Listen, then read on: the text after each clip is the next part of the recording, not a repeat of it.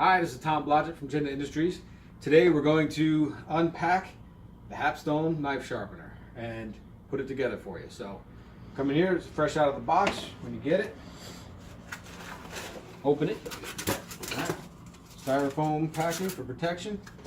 Instruction manual. Everybody knows what to do with that. Actually read it, it's got some good information. Basically it's going to tell you what I'm going to do, but nobody reads it, so here we go. If you notice here, everything's packed up. Comes with 3 stones, your system, a marker, some oil for the ball bearings and stuff. Everything's packed up. There's an extra slot in here. Double check. This one's empty.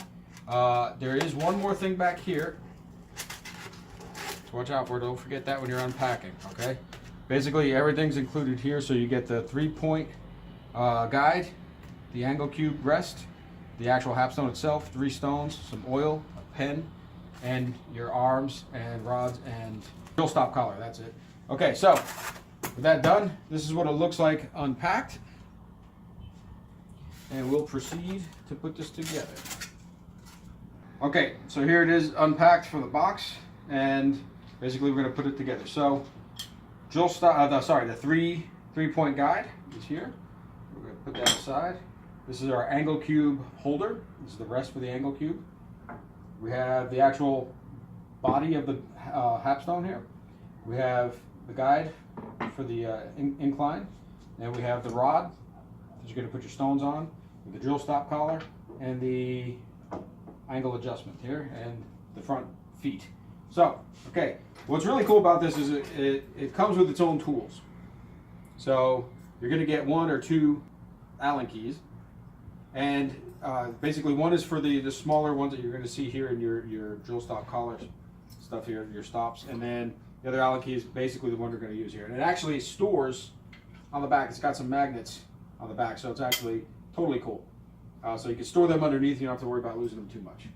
So, all right, with that said, first thing we're going to do is undo the original guide here. Unscrew that. Now this is the same screw as the 3-point guide, so you'll have 2. Keep them just in case. All right, so we're going to undo that. So we're going to put in first our feet.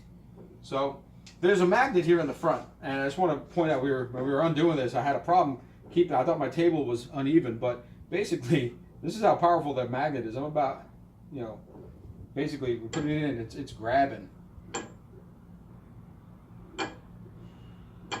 and that's almost an inch away, and it's drawing it to it. So pretty powerful stuff. So all right, we're going to take our first Hapstone body, flip it over.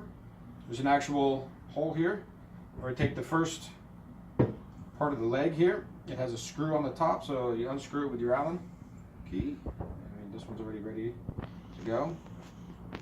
Okay, so we're going to take the screw here and drop it in to that front hole. The second hole here is for your guide. So, so flip it over, put that in, start it there, and then tighten it down. Okay, good. Upside down here, and then we're going to take the other foot, and there's a side that has a square cut out and a round cut out. We want the square cut out. Face down here into the leg. So as such, and helicopter that on.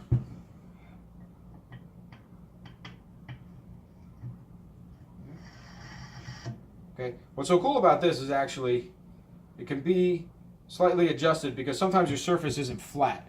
So if you're not on so you can walk this around until it's like perfectly flat.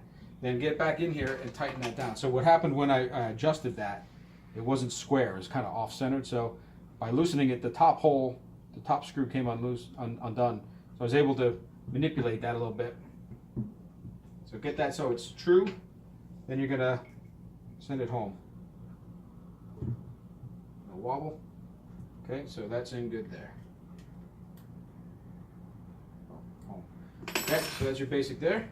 Next, we're gonna do our height rod here. So we have a nut on the end. Undo that. And you notice here now we have a wrench tool. Inside here there's an actual cutout here, so we can put the small end of the wrench in and actually torque that. The big side fits the nut. So this is like a double stop here. So take that back hole, thread that. It is a good fit. You don't really need Loctite or anything like that. You can if you want. So I'm just going to work that in. And we're going to, oops, small hole. Get that snug. Come back on the bottom. And just again, tighten it up. Just a quick, good and tight. That's that. All right, next we're going to do here is assemble the arm here. Now, because we have the angle cube rest, here's our angle cube. What's going to happen is this goes here, and the magnets from the angle cube basically just sit on there. So, all right, so the undo part of the arm here, underneath here, take the same Allen key. I'm going to come in here, loosen that up. We have to take it off all the way.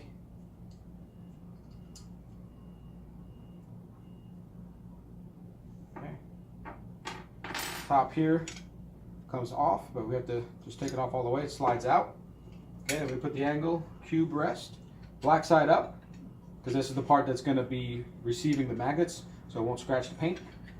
We get that up to about, there's a spot in here between this cutout here and here, so we're going to basically put it in between here, like about there. And once it's there, one of the good things is that you'll always have the same place for reading your angles. So place it about here, give or take, and then there's another Allen hook key here. So get that in position, approximately here. So I'm going to be in, and we're just going to lock that down. Okay. There. Come back in, flip this back over, put that back in, line it up with those cutout. Make sure you put the lip on there correctly. So there's a lip side. That's for the receiver of the aluminum blanks. Okay. And, sorry, put the screw back in. If you can. There we go. Make sure when you're putting this back in that you line that up so it's even with that. Don't make it too tight because then it won't move around. You're just going to make it just snug. You don't have to send it home. There's enough play in there. So they're just tight. And if I loosen this, still slides freely. It's definitely, you know, touching, and it's not going to come loose. You know, it's tight enough. So still got play, and then you tighten that down with the top screw, and that will keep it in place. So now this is in place, and it moves freely with the spring action. Okay. So that done, then we are going to put the extension arm on. So this is in 2 halves. You have a screw here and female there. Just thread that together. And again, this also on the end here has a cutout for your wrench, so you can really just kind of torque it just a little bit, get it nice and tight, it's nice and snug, it won't come loose. Okay, you notice on the end here, we have our drill stops here. So this is going to stop you from going over, you know, falling off the edge here. So we're actually going to release one of these. This is the smaller Allen key. Pop that out. Then we have there's a universal socket here. Okay. Basically, we're going to thread that through here, and then this will go onto here. Actually, this goes first. Sorry, the drill stop collar goes on first because you're going to do underneath. So this is a drill stop collar trick. Then we have our height adjustment. Goes here. Okay. Put the other collar on here. And this will extend, so roughly to there, and just a little more, and that will stop it from overextending, and again here from underextending. So basically that is now set up. So what we're going to do here is we take this off again, put on so the original clamp that it comes with, or the guide that it comes with, is, you know, screwed in the hole, and it's adjustable this way. Now, one of the good things about that is it also has a leverage. So if you wanted to clamp a thin knife or a small knife or just, you know, one-sided something or other. You have some height to play with here. You spin it around. Got some height that you can get underneath there with, right? And if you wanted to clamp something down, you can get it on there. You know, you tighten this here, and then you can torque it up from the back. Basically, create a lift that way. My dirty fingers out. So this enables you to clamp something as well. It also gives you more leverage if you want something tight and really butt up against it with no motion. So it's an extra way to kind of lock things in. So that's good with the basic clamp. Now the 3-point guide, which is the one I prefer to have on. Okay, so this is again 3-point guide. It's basically got a free floating middle. It's got 2 points and then a round tongue, I guess would be the word. So basically it has 2 guides on the side. Pop that in. So these will guide up and down. There's a little bit of play in there for you for some small stuff. Pop that in. And the way this works is actually probably going to be in another video. But basically what you can do is knives that have like a taper, like a lot of pocket knives have a lot of curvature to them. This will come out and you can do basically set up your angle so on both sides it's the same. And we'll do that in another video. But basically clamp that down and you're ready to go. Pop that back on.